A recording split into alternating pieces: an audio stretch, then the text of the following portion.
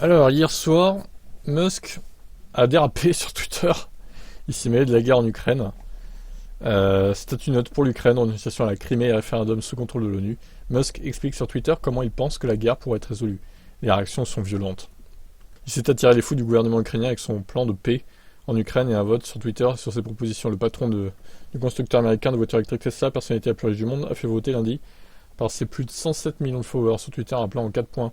Celui-ci comprend entre autres la suggestion de la tenue de nouveau référendum dans les régions de l'Ukraine annexées par la Russie, sous la supervision de l'ONU. La Russie se retirera si telle est la volonté du peuple, a écrit Musk.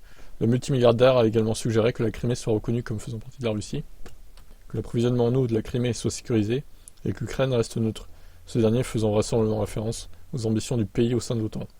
Musk a appelé les utilisateurs à Twitter à voter oui ou non sur sa proposition. L'entrepreneur coutumier des déclarations provocatrices a ajouté peu de temps après que son scénario était probablement en fin de compte le résultat de la guerre d'agression russe contre l'Ukraine. La seule question est de savoir combien de personnes meurent avant ça. Il existe également un risque que le conflit conduise à une guerre nucléaire, a écrit Musk.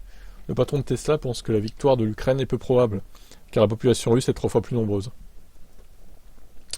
La réaction des dirigeants ne s'est pas fait attendre. Volodymyr Zelensky donc a lancé son propre sondage sur Twitter avec la question: quel Elon Musk aimez-vous le plus, le supporter ukrainien ou le supporter russe? Peu de temps après, des centaines de milliers de personnes ont participé à l'enquête. Plus de 90% ont préféré Musk qui soutient l'Ukraine. L'ambassadeur ukrainien à Berlin s'est montré plus explicite que Zelensky. Va te faire foutre! Et ma réponse très diplomatique à toi, Elon Musk. C'est pas très diplomatique ça du coup. Maintenant, aucun Ukrainien n'achètera jamais ta putain de merde de Tesla, alors bonne chance. Bon, je pense qu'il s'en fout un peu qu'aucun Ukrainien n'achète Tesla. C'est pas sa clientèle privilégiée, je pense. Le seul scénario visé par les dirigeants de Kiev est une libération complète de toutes les zones occupées par la Russie depuis 2014, y compris la péninsule de la mer Noire en Crimée.